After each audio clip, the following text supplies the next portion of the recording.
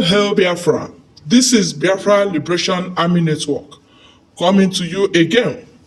Please do subscribe, like, share, and comment. Well, gunmen has sent 4 Nigerian policemen during fresh attack on Enugu checkpoint. Yes, my people, these men have been sent to judgment by the gunmen in a fresh attack in Enugu checkpoint. Yes, my people will be going into the details of this news immediately. Yes, as it holds, it says here that a community source who spoke to newsman said the policemen were conducting a stop and search at a checkpoint when the government opened fire on them. At least 4 police personnel of the Nigerian police force have been killed by gunmen who attacked popular for Corner Junction, Ozala, yes, in Enugu State. A community source who spoke to newsmen said the policemen were conducting a stop and search at this checkpoint when the gunmen opened fire on them. There was a video seen on the Sahara reporters, and this showed the lifeless bodies of a police officer in the uniform on the expressway, while a police patrol vehicle burnt nearby. A user who posted the video wrote, "Policemen just lost their lives at the Four Corner Junction in Enugu State, the expressway that leads to Imo, Abia State from Enugu.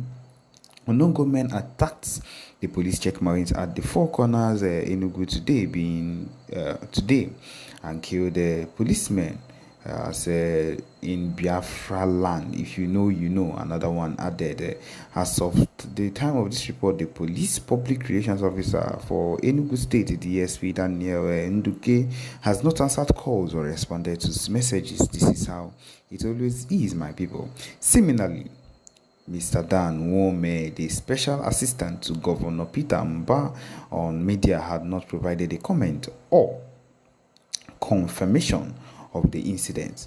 A former information minister and 2023 All Progressive Grand Alliance governorship candidate Dr. Frank Nweke Jr. condemned the attack, describing it as an act of wickedness. Of course, in the state on X, that's like Twitter, it said that earlier today, the Ozala community in Nkanu West local government area, Enugu, experienced the terror of the so-called unknown gunmen who attacked policemen on checkpoint duty at the Four Corner Junction along the Enugu-Port Harcourt Expressway. Their patrol vehicle was also destroyed by fire. I extend my condolences to the families of the deceased and the men and officers of the Enugu Police Command.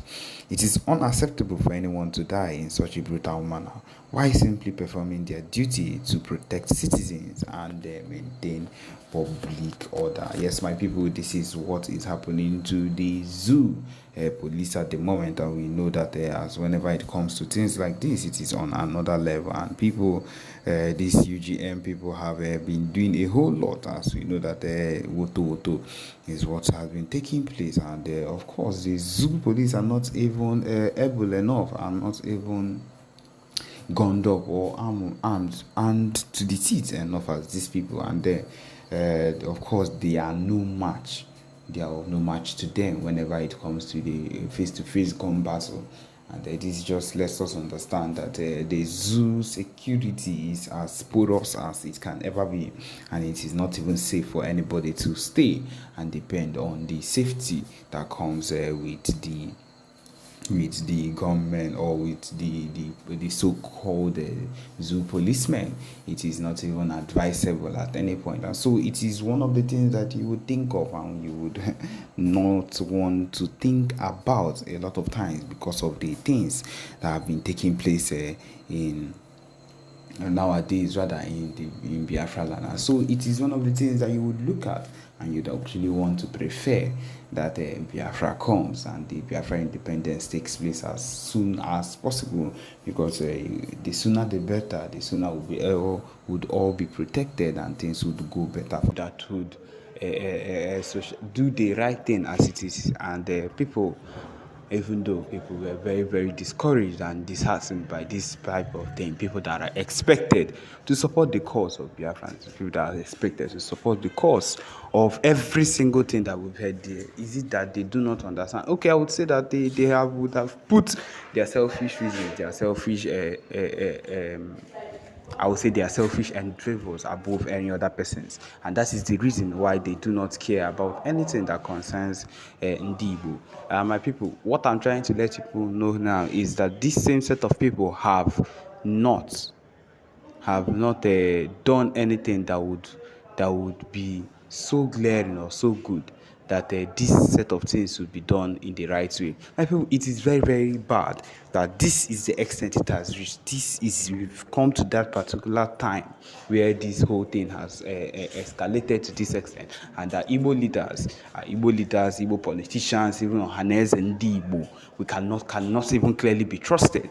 How you cannot trust your own people to do right by you. You cannot trust a fellow Igbo person. My people, that is why we even lost MNK in Kenya, because of this set of people, type of DOS, and maybe got information, and I don't know the whole history that comes up with it, that turned up the whole betrayal limit of everything that caused why we lost Ohamadike Ndibo, Mazi Nnamdi Kanu.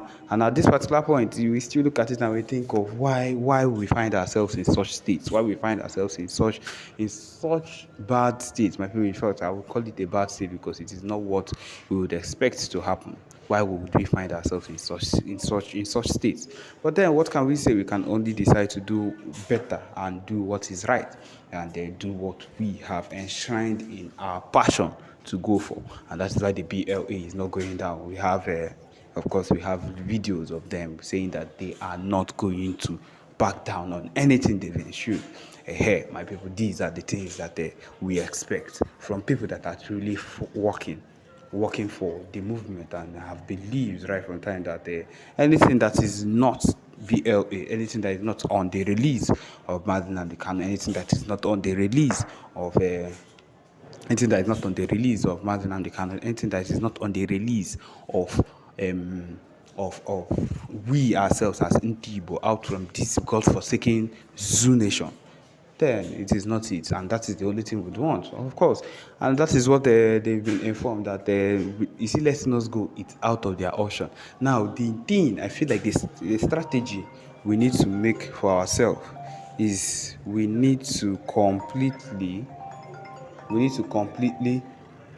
And so, my people, these are the things that are helping and spoiling a whole lot of things for we Biafrans. But then, the work is something that we've decided to go on our own, and we will not stop. We will not relent on any level because, of course, relenting has never been any other thing. We are doing this for ourselves. We are doing it for the lives that have been lost in the course to be better and every single thing. So, my people, it is not